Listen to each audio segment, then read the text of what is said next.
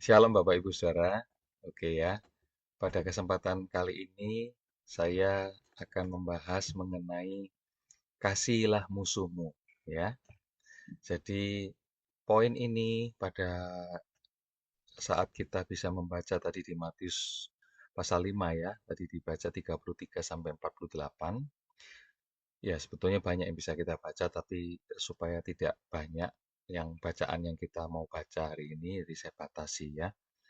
Ayat yang ke-44, tetapi aku berkata kepadamu, kasihilah musuhmu, dan berdoalah bagi mereka yang menganiaya kamu. Jadi, ini adalah pembicaraan mengenai musuh. Beberapa orang dari kita berkata bahwa, oh musuh itu adalah orang-orang yang di luar sana. Musuh itu adalah orang-orang yang, apa, yang di tempat kerja kita. Musuh itu adalah mungkin yang di lingkungan tetangga-tetangga kita, gitu ya. Nah, padahal saudara tahu, lingkungan yang terdekat atau tetangga yang paling dekat dengan kita, itu siapa? Ya orang-orang seisi rumah, saudara. Ya, jadi saya mencoba untuk mengangkat cerita saya sendiri, ya, bahwa tentang mengasihi musuh, memang orang tua saya bukan musuh saya. Tapi ini saya bahas tentang orang tua ya. Jadi saya waktu terima Tuhan Yesus tahun 1986, ketika saya mengalami kelahiran baru, ya, begitu menggebu-gebunya hati saya, gitu ya. Kemudian saya baca Alkitab tuh dari kitab Kejadian sampai Wahyu, ya, beberapa kali, ya. Kemudian lalu ada banyak orang di sekitar saya mengalami pertobatan, ya. Tapi ketika saya berdoa buat orang tua saya, minta ampun, saudara. Jadi kalau di sekolah saya melakukan penginjilan, cerita tentang Tuhan Yesus kepada mereka, teman-teman saya sekolah, banyak dari mereka datang kepada Kristus. Tetapi di rumah minta ampun, saudara. Orang tua saya benar-benar pada saat itu, ya, dari tahun 86 sampai 91, pengakuan ini saya peroleh ketika mereka sudah menjadi percaya, ya. Jadi kenapa saya tahu cerita ini, narasi ini kenapa saya tahu ketika mereka menjadi percaya, mereka cerita. Apa yang terjadi?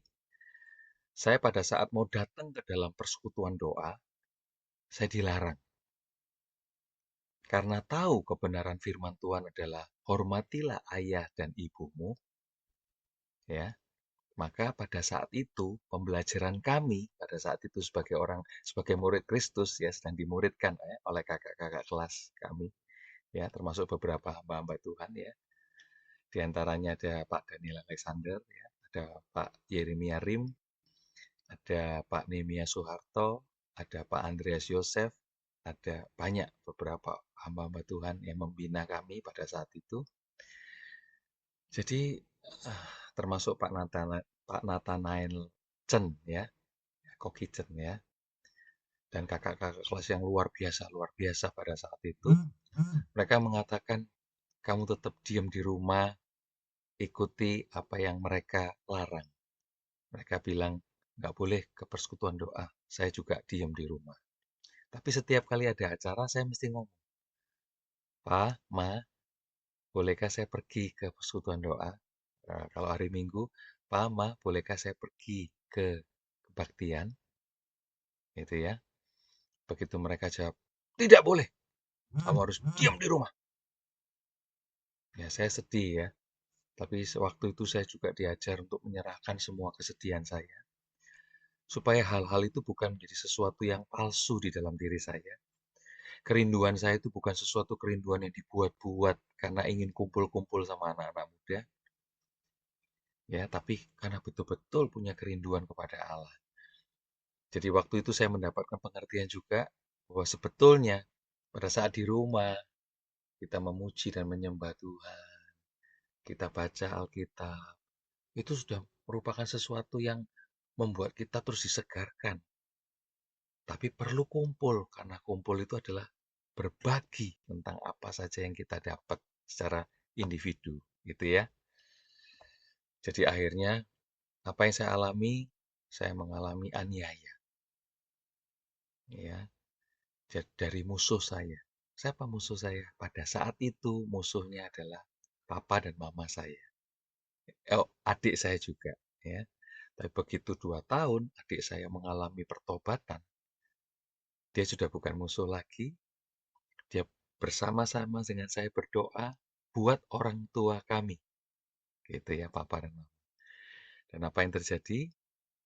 Akhirnya aniaya itu tetap kami alami, aniaya fisik, aniaya mental. Jadi itu membuat kami tertekan.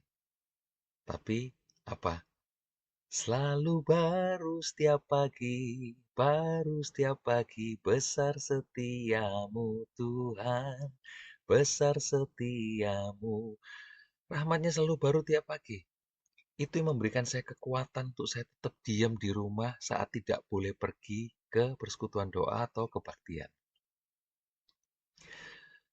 Yang membuat termasuk satu ember itu dipukulkan ke punggung saya, itu embelnya yang hancur. Satu Alkitab dihancurkan oleh mama saya dengan ganasnya. Pada saat itu saya lihat ekspresi yang marah yang meluap-luap, itu manifestasinya roh jahat, saudara. Jadi setiap kali ada orang yang bermanifestasi, jangan dilawan, saudara. Ya, saudara-saudara di dalam rumah tangga, dalam keluarga, ada orang yang sedang bermanifestasi, sedang marah, jangan dilawan. Diamkan sambil jaga-jaga diri kita sendiri. Jaga hati kita. Itu ya. Kalau kita juga sudah nggak kuat, nggak tahan, kepingin membantah atau apa, Tuhan Yesus tolong. Tolong aku Tuhan. Begitu ya. Nah, saya pada saat itu memang saya menyerahkan semua kemarahan saya menyerahkan semua pemberontakan saya. Ingat saudara, anak-anak ketika berontak kepada orang tua, berarti berontak kepada otoritas. Begitu berontak kepada otoritas, si jahat itu datang di hadapan Allah. Dia bilang apa? Itu anakmu David sudah berontak kepada otoritas. Sekarang aku bisa masuk, itu celahnya. Masuk menghancurkan anak Allah ini. Paham saudara? Jadi kalau kita bilang kita belajar tunduk kepada otoritas, kita belajar untuk hormat kepada ayah dan ibumu, yang konteksnya pada saat itu adalah menjadi lawanmu, ya, atau konteksnya pada saat itu istrimu atau suamimu menjadi lawanmu, musuhmu yang paling dekat, atau anakmu yang sedang berontak sejadi-jadinya kepadamu pada saat ini, ketahuilah bahwa kita memerlukan kasih-Nya yang besar. Tuhan Yesus tolong aku, curahkan kasih yang besar. Apa yang terjadi saudara? Dalam pengakuan mereka saat sudah mereka menjadi petobat baru, ya. Mereka cerita apa di dalam jemaat, di depan congregation, ya, di hadapan jemaat semua. Mereka bilang, saya heran dengan anak-anak saya. Ini mama saya cerita ya. Kalau papa saya waktu itu belum cerita, papa kemudian ceritanya. Jadi mama terima Tuhan Yesus tanggal 30 Maret tahun 1991. Papa saya terima Tuhan Yesus tanggal 30 Juni 1991. Ya, hari-hari ini ya, beberapa saat lagi 30 Juni itu papa saya terima Tuhan Yesus. Pada saat itu ditantang terima Tuhan Yesus oleh satu hamba Tuhan. Pada saat selesai pertemuan ibadah, siapa yang belum percaya Tuhan Yesus angkat tangan. Papa saya tanpa ragu-ragu langsung angkat tangan. Pada saat itu saya sedang pelayanan di tempat yang berbeda. Teman-teman saya satu pelayanan di tim pujian penyembahan, mereka langsung teks ke saya pakai SMS, belum ada WA, ya. Teks langsung, puji Tuhan, Fit, papamu sudah terima Tuhan Yesus ya. Jadi apa yang terjadi saudara? Pada saat seperti itu, orang tua saya bilang apa? Kami berdua heran melihat anak-anak kami begitu disuruh tidak boleh. Mereka juga dengan memang kami melihat raut muka yang sedih, tapi mereka tetap tetap diam di rumah. Tidak mengatakan, enggak, saya akan berangkat sendiri, saya bisa pergi sendiri. Enggak. Dalam hati saya tuh hancur pada saat itu, hancur saya. Nah, pada saat itu ternyata Tuhan membentuk saya dan adik saya. Jadi saudara, proses pembentukan karakter itu terjadi. Itu untuk memurnikan kita. Ya lewat musuh-musuh kita. Mereka menjadi batu asah kita. Sehingga mereka membuat kita mati daging kita. Mati daging kita. Yang muncul Kristus. Yang muncul tuh cuman Kristus. Ya, jadi mati daging kita, yang muncul, yang sisa cuma Kristus. Kalau masih ada, serahkan lagi. Jadi seperti itu nggak selesai-selesai. Iya, bersyukurlah saudara-saudara. Saat ini saudara diproses lewat orang-orang tetangga yang paling dekat dengan dirimu. Yaitu orang tuamu, yaitu saudaramu, yaitu pasanganmu, yaitu anakmu, mungkin menantumu, mungkin juga cucumu. Gitu ya. Nah, proses ini membuat kita muncul menjadi serupa Kristus. Maka itu kita perlu tahu, kita perlu datang terus kepada Dia. Maka itu kita perlu apa? Belajar apa yang perkataan-perkataan Dia, apa kita perlu belajar. Begitu, saudara. Apa yang terjadi ketika orang tua saya melihat keteladanan itu tiap hari, ya. Mereka lihat anaknya tidak berontak kepada orang tuanya, anaknya sedih memang. Saya cuma nangis beberapa kali diminta, ayo ma, pak, boleh nggak pergi retreat? Retreat, sudah.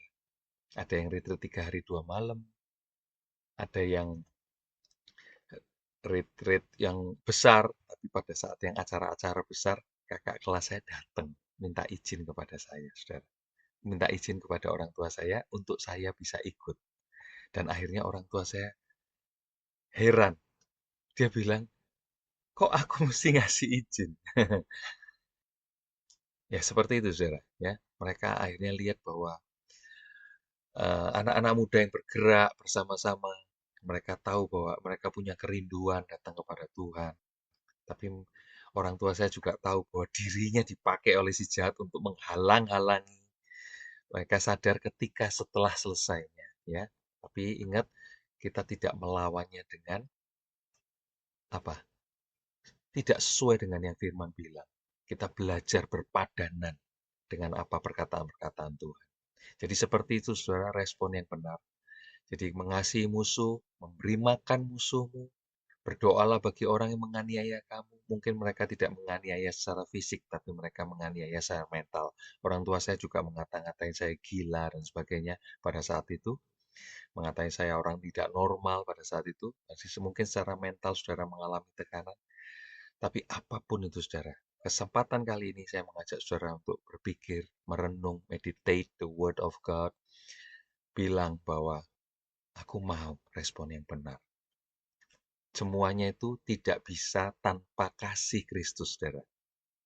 Kalau tanpa kasih Kristus, ketika kita memberi makan banyak orang, itu sama seperti pemerintahan di Cina. Pemerintahan komunis, itu tidak ada orang yang miskin. Semua dikasih makanan, tempat tinggal, pakaian, dan sebagainya. Tapi mereka tanpa Kristus. Jadi akhirnya apa? Komunis. Demikian juga di Eropa. Banyak semua program-program kesejahteraan untuk masyarakat itu dipakai karena dasar mereka kekristenan. Tapi hari ini mereka sudah tidak ada Kristus di dalam organisasi mereka. Kenapa begitu? Itu sama seperti jemaat di Laodikia. Maka itu Kristus mengetuk pintu hatinya. Saudara-saudara, saudara mungkin bisa niru itu, menghormati orang tuamu, dan saudara mungkin juga diberkati, tapi tanpa Kristus. Begitu ya. Jadi saya mau berkata bahwa semuanya biar bukan karena kekuatan kita, kita bisa menghormati mereka. Bukan karena kekuatan kita, kita bisa memberi makan atau berdoa buat musuh-musuh kita. Tapi dasarnya biarlah karena kasih Kristus yang besar dalam hati, yang itu bisa akhirnya melimpah-limpah, dan itu akhirnya membuat kita jadi punya rema. Itu kita dituntun oleh Roh Kudus. Tuhan Yesus memberkati.